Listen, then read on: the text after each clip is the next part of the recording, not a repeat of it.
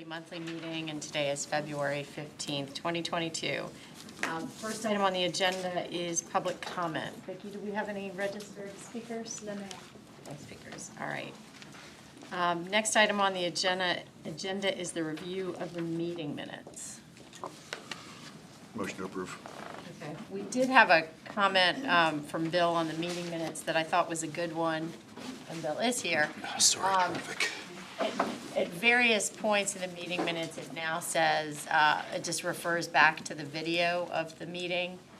And we thought it might be good to have, Bill, we were talking about the meeting minutes. We thought it would be good to have a little more information in addition to referencing the video. So that, with that, we've got a motion on the minutes. A second, we've got a second. All in favor of the minutes, say aye. Aye. All opposed, same sign. That motion carries. Madam Chair, just so we, Mike. and just so that we understand your charge there, are you asking us to move away from referencing videos and move to a true, basically a tradition, what would be a traditional set of minutes? Yeah, go back to the way it was before the video. Do we know if that was adopted in the policy or if that was just administrative? So we'll No, I just think change it just kind of to happened. nothing. Yeah, okay. Dave Byrne. Sounds like we've got somebody on. Mr. Verne. Oh, okay. Dave Byrne. Hi, Dave. How are you this morning? Are any other authority members on the line? Dot was going to try to dial in this morning. All right. Financials. Katrina.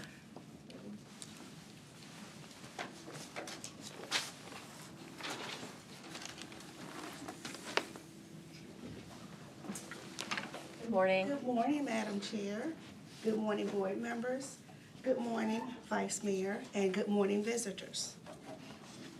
I will be presenting the monthly cash flows for January 2022. Okay, starting with our operating account, we have the beginning cash of January 1st, $4,394,712. Significant cash, we had a deposit for the $193,261 for the amphitheater rent, $19,000 for the Virginia National rent revenues, $40,000 for the Virginia National revenues for the 2021 profit sharing. Also, we had a little bit of interest, bank interest of $733,000. $733,000. And the significant disbursements, we have $14,768 for VHB for the corporate landing new roadway design.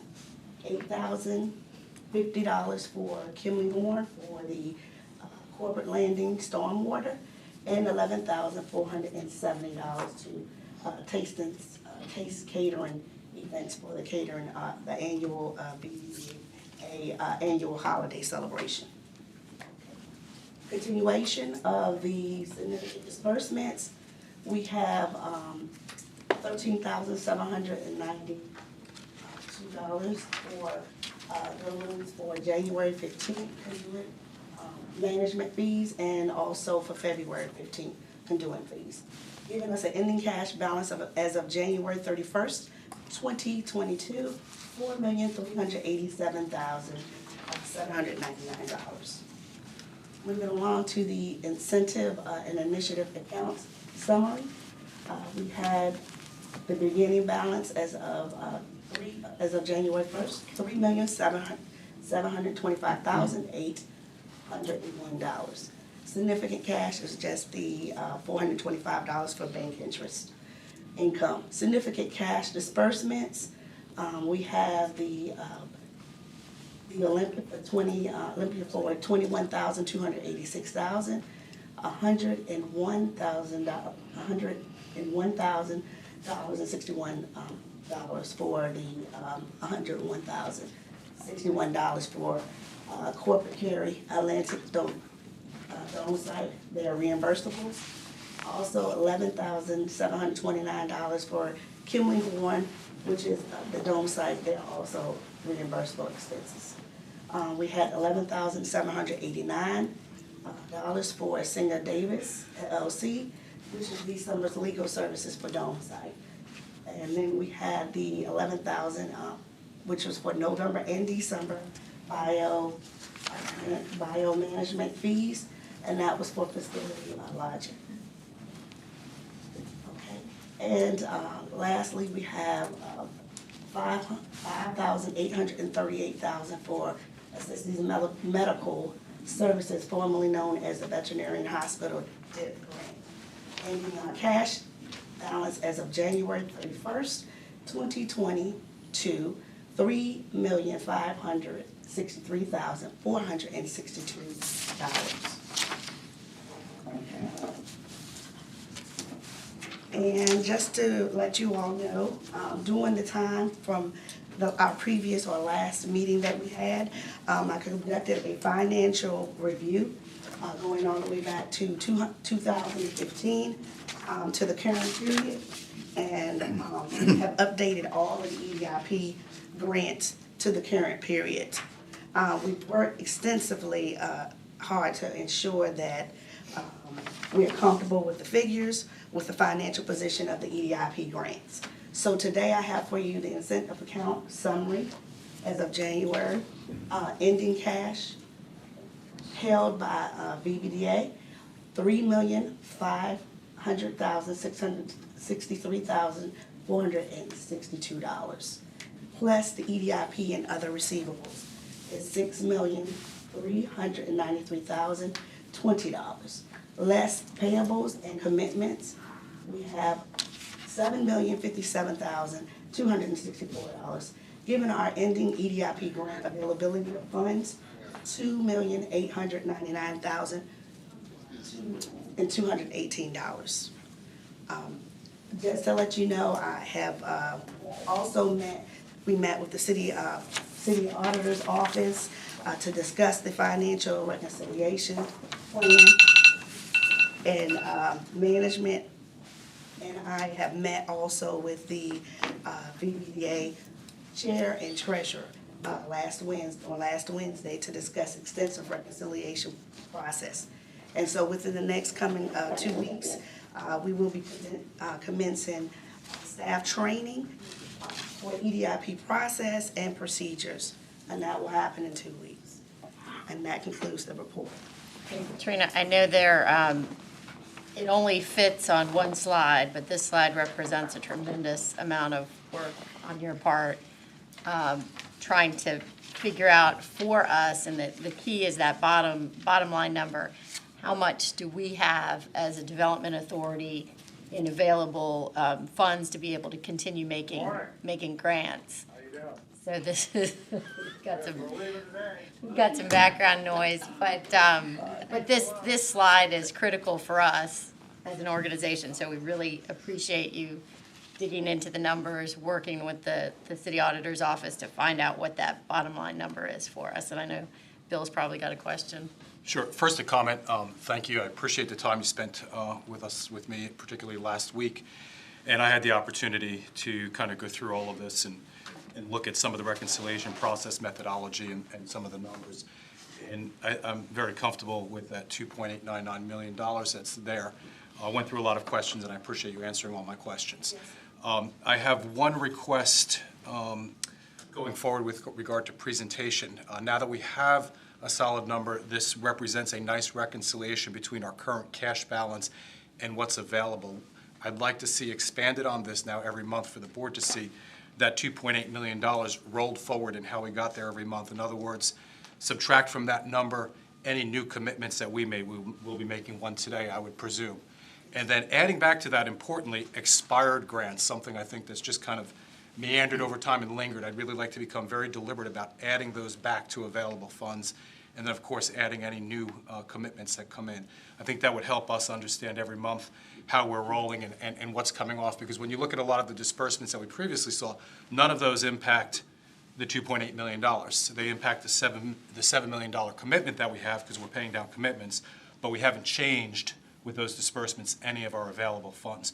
So I think rolling that forward every month to show folks how we get from one month to the next to the reconciliation would really complete that picture. Yes, sir. But thank you for all the work on this. How do you propose to, I like that very much, thank you. But how do you propose commitments versus actual? Do you think there ought to be two columns on it? Because that's going to get a little, these commitments get delayed. It's going to be a little, it might get sideways. So when we approve an incentive, the full amount of that approval becomes the commitment at that point. And it stays in the, it reduces the available funding until such, forever, unless if that expires. If it expires, then it would be added back. Added back, So that's okay. what the add back is about. In the meantime, if it sits there for 3 years, and there are some of them, as we reviewed, that are getting close to that 36-month point that haven't been dispersed yet, that's all part of the $7 million. And Katrina has a very detailed spreadsheet of each and every one of those commitments and the date that that commitment was made and the 36-month period where that expires, at which point either a request for an extension has to be made or it gets added back to our available funds. Perfect. So, Madam Chair, if I may, and one quick thing on that, and Bill, I agree, the work that Katrina's done here has just been outstanding. But those of you that have been here for a while will remember that we started working through in the year, so let's see, I arrived in December of 18, and then we had a year before the pandemic kicked off, basically in March of 20. And you'll remember, we had given you a list of all of the open awards that had expired, and we had started working through those one at a time. As a matter of fact, you had released 5 of those back. We made a decision once the pandemic started to wait until the pandemic was over to continue that work. So what's good is, I think this is great because it's important to note all of these expired grants sort of predate this current team. But to Bill's point, it's hard to believe I've been in the saddle here for 3 years, but we are coming to the end of the grant period on the first awards that were made during that tenure. So I might offer a step further. It might be good to segregate them further by the awards that were made under the amended EDIP policy from April of 2019 coming forward, because that's where you all had received your audit from Linden.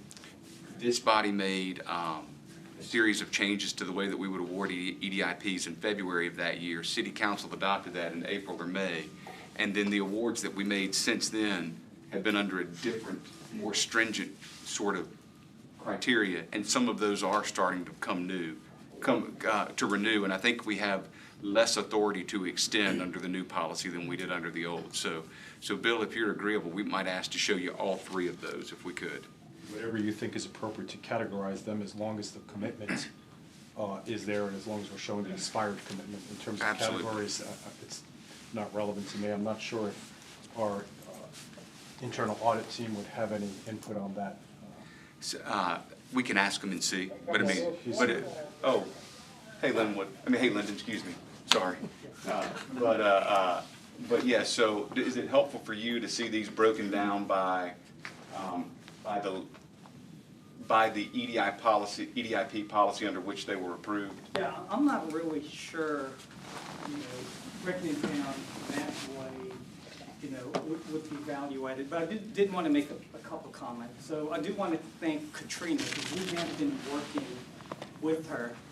We haven't seen and had a chance to look at the spreadsheets since it's been updated. We've been working with her and providing our input. I know she's been working hard in regards to updating that spreadsheet going back many years, because it's not only, as Bill mentioned, the commitments and the disbursements, but adding back in the adjustments of things that may have expired. But probably, and I know this is the way that it's been presented, probably evaluated, I know to me, and I'm sure would probably be evaluated to the board, is if we break down this incentive available funding really into like part A through C. Because really that's the piece you use. So I would be curious of the 2.899, how much of that is related to EDIP grants A through C available funding. Because those are the ones that you're making, because the Part E, it is a big receivable, because you're only receiving $2 million every year, basically $2 million every year for EDIP funding. I'm just curious what the other receivables are, because if that's related to Part E or other receivables, it may be inflating what you have as far as the bottom line that you can actually make grants to. So I'm not sure, Katrina, as far as the 6.4, what those receivables are, because I know the actual appropriation is just $2 million every year. So we have that level of detail now, happy to provide it. Yeah, I will address that question. When I reviewed everything, so although the appropriation is $2.x million or $1.9 million per year, that full amount is not drawn down from the city at that moment in time. So there is a backlog, if I can call it, of dollars from previous awards that is basically sitting over at the city, available for drawdown. And one of the follow-up questions that I had was whether or not there was any restriction on the part of the development authority to draw those funds, or if there was any further action required on the part of council for us to draw those funds. And I've been told that that's not, there is no further requirement, it's just a request. Well, let me speak to that, because. Please do, because I was told there was no restriction. So, it depends on the color of the money. And so, for years, I believe your EDIP was allocated to a CIP. Somewhere in the 2 to 3 years preceding my arrival here, it was not allocated to a CIP, it was allocated to the city's operating budget. I cannot speak to how or why that happened, but I can tell you that does somewhat complicate the ability to draw down funds that were, and Bill, you'll understand this, Lyndon, you as well, funds that were appropriated to the operating budget as opposed to the CIP, obviously would have a different, for the public, what we would say, if it's in a CIP or capital improvement project or capital improvement plan account, those monies are not bound by the city's fiscal year. If it's in the city's operating budget, surplus funds in the operating budget at June 30th are swept in and go back to fund balance. And so, in the event that the authority was to direct us to pursue sort of funds that were allocated in an operating budget, then likely council action would be required and additional appropriation would be needed. One of the reasons that you'll notice this year that we started drawing down the completed, all of the funds at the beginning of the fiscal year is because we noticed, oh, this has been moved over to an operating budget. We wanted to be sure that the authority didn't lose any money. So given the operating budget issue, we would likely have action that would need to follow.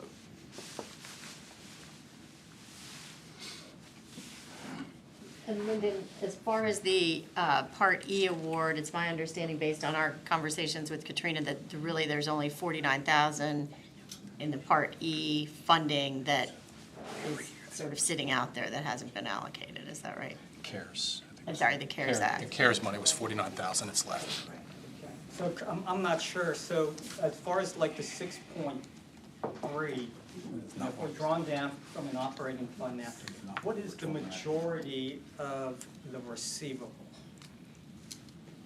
Well, basically, we have, there's Part A, Part B, and Part C, all inclusive in that. But I will be more than happy to show you the spreadsheets, so that you can, see exactly how those figures derive. My recollection is it was about $5 million plus or minus from the city. That is correct, the 5.1. Right. All right, any other questions for Katrina? Thank you again. I know a lot of time and effort went into making sure we knew exactly how much money was in our funds balance. So Thank you for allowing me to serve you all. we appreciate it. All right, next item on the agenda is the good follow-up to our plan of action with regard to the audit. Hey, good morning, Madam Chair, members of the board. Special thank you to Lyndon, because what we are going to show you here is the PowerPoint that he presented to you back in September or October. He also presented this to City Council. And what we want to do today is just walk briefly through a slides where we are explaining the BBDA's plan of action for each individual finding.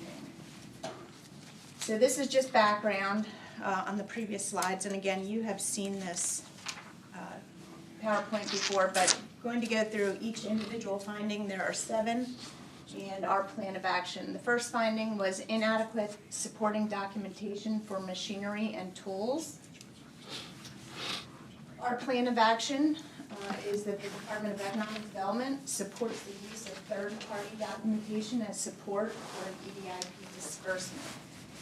Economic Development staff will ask the BBDA Board and City Council for direction on what type of documentation should be required from grantees. This can include business tangible property tax bill, which serves as evidence that a CR 13 was successfully filed with the Commissioner of Revenue's office. Language will be added to future BBDA resolutions specifying the documentation that will be required. That way there's no question of what we're going to be asking for. It should be noted that the Commissioner of Revenue considers business tangible property tax bills to be proprietary and will not provide those directly to economic development. On to finding 2, no effective process in place to verify recipients' performance. BBDA's plan of action is that economic development will streamline the EDIP process by providing a list of documents to the EDIP grantees at the time of award. This will define the supportive documentation required in order to receive reimbursement. It should be noted that the existing process is consistent with scoring for jobs throughout the history of EDIP. However, the expectation of leadership has always been that consistent with the Commonwealth's requirement, certified payrolls were submitted by the grantee. With the hire of our new accountant, Katrina, for the BBDA and Economic Development, this discrepancy has been resolved. On to finding 3, filling of jobs, positions not according to the EDIP policy.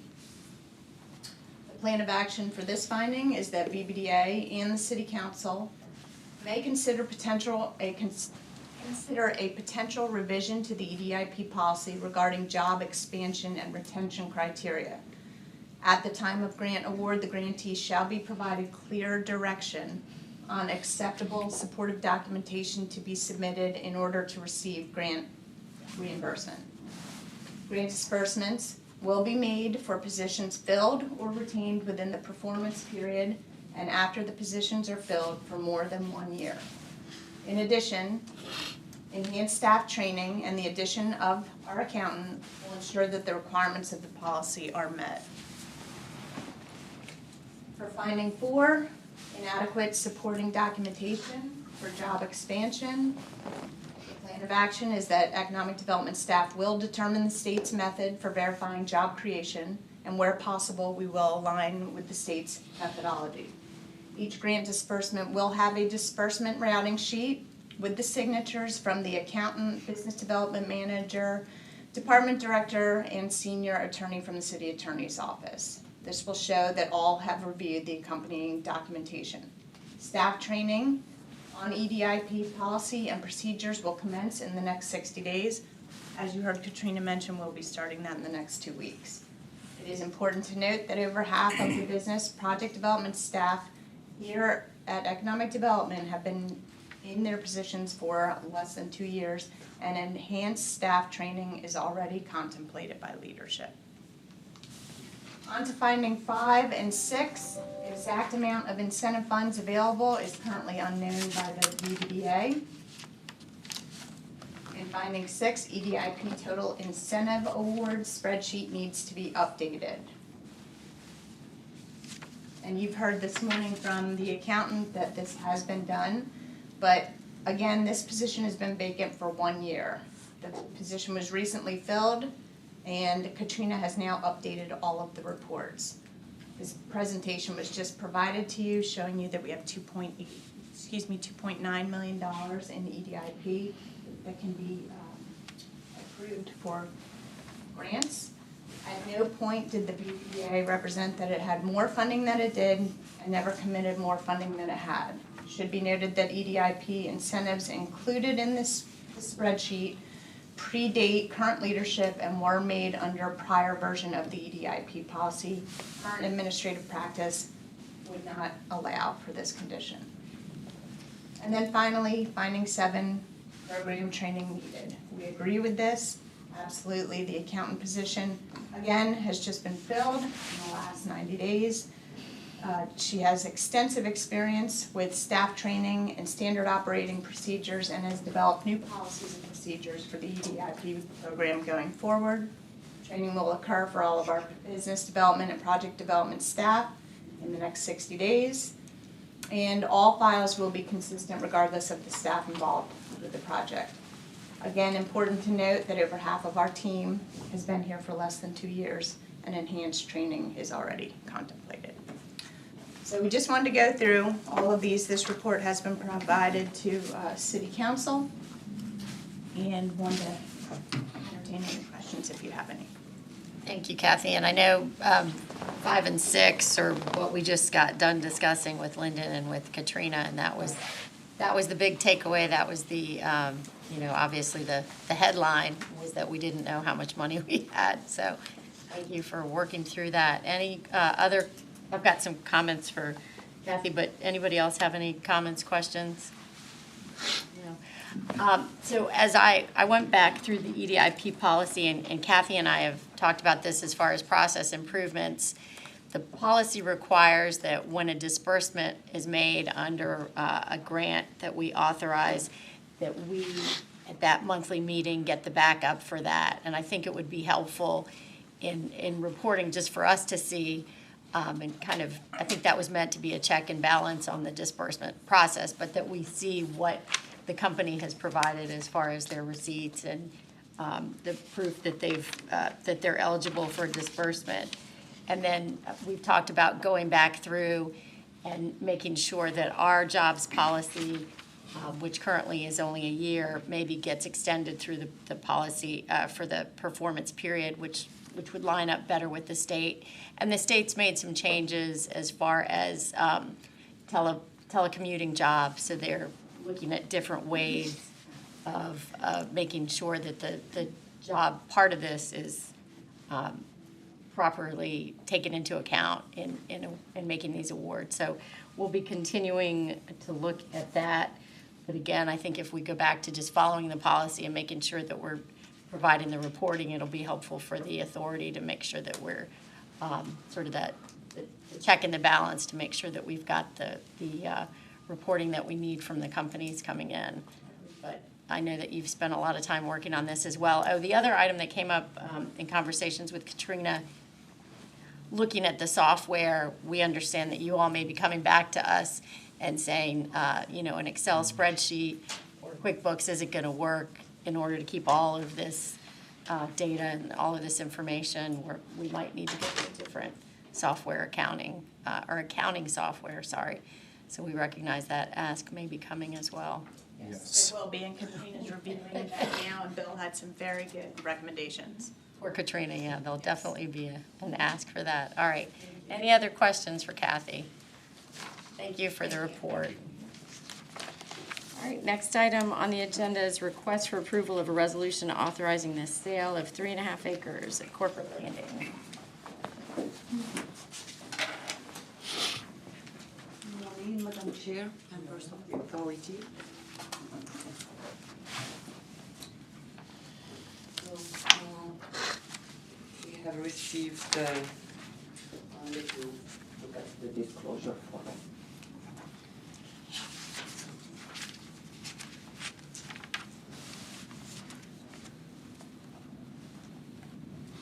Okay. So we have received, this came in before you in closed session back in June, and they have, so about the company. PMI basically employs like 31 Virginia Beach business, nationally and internationally. They do a lot of things, land surveys, mapping, planting, GPS surveys, and so forth. we're looking at approximately about like 3 to 3.5 acres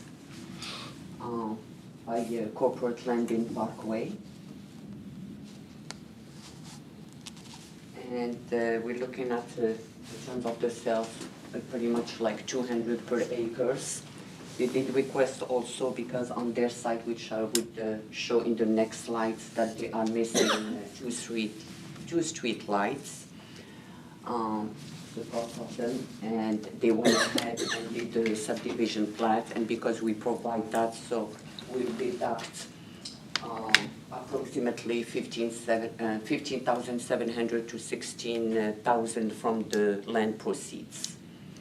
They're investing around 10 million, creating 20 additional jobs.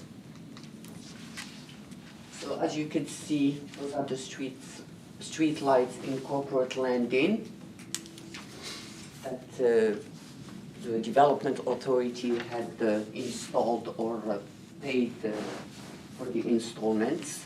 And as you can see, we are missing this section right here and the south side of the Metro Parkway. Not sure what the reason, but that is why we're requesting that we pay for PMI's 2 street lights. We're gonna need 2 street lights per site plan. So pretty much this is the overall cost. And we're asking if we'll approve the sales and pursue the purchase agreement as presented. So the agreement is still 200,000 an acre, we're just giving them a credit against the purchase price for the cost of 2 streetlights. Streetlights and subdivision plans. And that was really the only change over. Any questions from members? We went a lot of back and forth with stormwater, but I think we did. Okay, Bill has a question. Just a quick question. The presentations specify specific costs associated with the allowance for the streetlights. The resolution is just generic and references allowances. Will that be specified in the settlement agreement that we ultimately have on this The actual transaction? cost will The actual be cost shown, yes. We just didn't want Hopefully, to give you a number and have it go Okay. off back up $100, but And- that will be trackable, absolutely. Okay. we won't know for sure the exact cost until site plan approval, until the paperwork has been submitted to Dominion Energy and, so there Okay. might be like slight increase, but not much. Those figures were pretty much like given to me by traffic, so that's what was charged by Dominion Energy recently. So that was based on historic numbers, okay. All right, any other questions for Isan? Chair will entertain a motion to approve the sale as presented. Got a motion from Bill, and a second? A second. All in favor, say aye. Aye. All opposed, same sign. That motion carries. Thank you. All right, the next item on our agenda is a request for approval to release a landscaping restriction. Madam Chair, the applicant has asked that we defer this until next month. They couldn't get me any information as to who they were. Okay, so we're gonna Motion defer. to defer? You can. It's- All right, so we'll defer action on item number 5. Number 6, request for approval of correction of an EDIP Part E grant. Madam Chair, good morning. Good morning. Board members. Item before you is to correct a landlord that was in mistake for EDIP Part E for this gentleman. That's the only issue here for this item. Said they had given us the wrong landlord name. Yes, ma'am. And is this one where the check is to be made payable to the landlord? All right, any questions about this item? Straightforward. Yeah, the chair will entertain a motion on the request. Got a motion and a second. All in favor, say aye. Aye. All opposed, same sign. That motion carries. Thank you. Who was the first motion? It was Bill. All right, any any items or priorities from commissioners? Any questions or things that you all want to address? I think we talked about Bill's items on their financial reporting going forward. Yeah. I think we'll get an update on that from Taylor. Okay. Yeah. Anything else from board members? All right. I think we talked about the EDIP policy, the reporting. We'll continue to work on the jobs piece of that. The other item, I've had some questions, and I guess this would be a Ray question. I've had some questions about the Oceana MOU, now that that's been in the newspaper. And I guess at one point, the city and Oceana had been talking about a master plan or some sort of planning around how we wanted that land to be used. And I think concerns that I've heard are that we maybe skipped the master plan part of that, and that we went straight to the MOU. Can you speak at all to the planning piece of that? Or maybe it's a planning question. Well, it's my understanding from the Navy, they're still trying to work through a lot of the details, including potentially master planning, a part of the area that they would work on. So a lot of those issues are still being worked out at this point in time. We have a meeting with the CO over there this Wednesday to talk more about that and other items relating to the base too. So I would say that's still a work in motion as far as the logistics.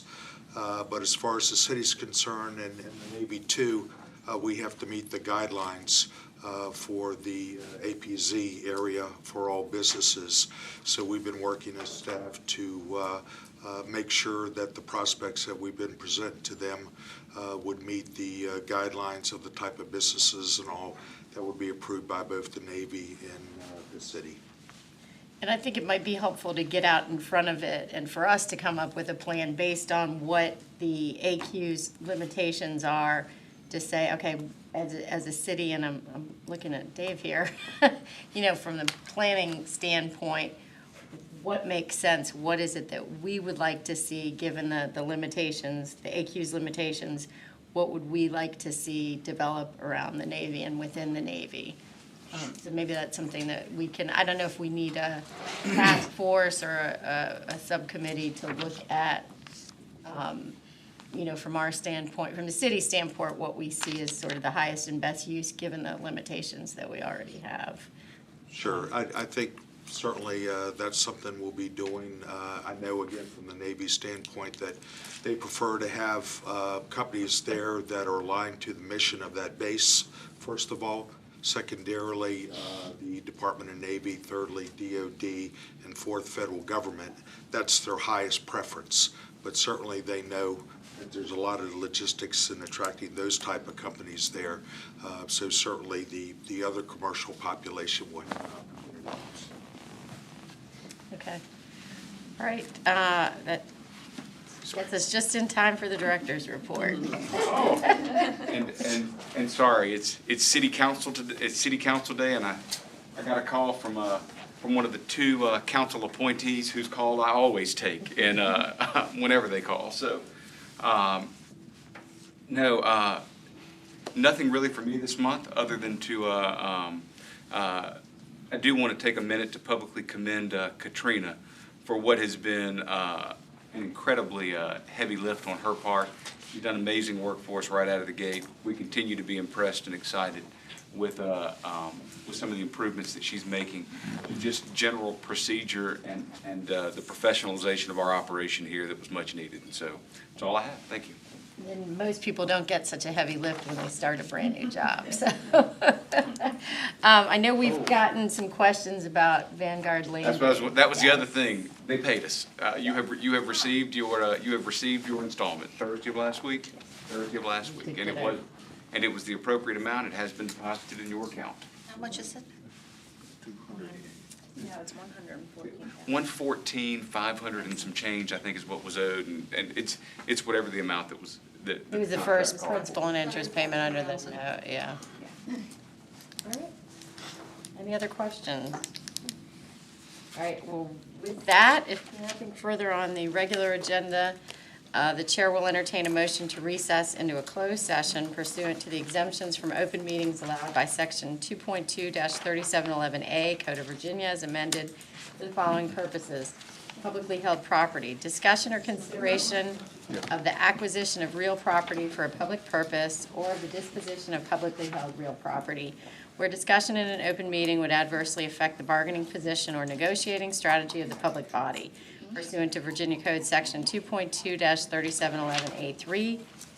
Contract negotiation, discussion of the award of a public contract involving the expenditure of public funds, including interviews of bidders or offerers and discussion of the terms or scope of such contract, where discussion in an open session would adversely affect the bargaining position or negotiating strategy of the public body pursuant to Virginia Code Section 2.2-3711A30.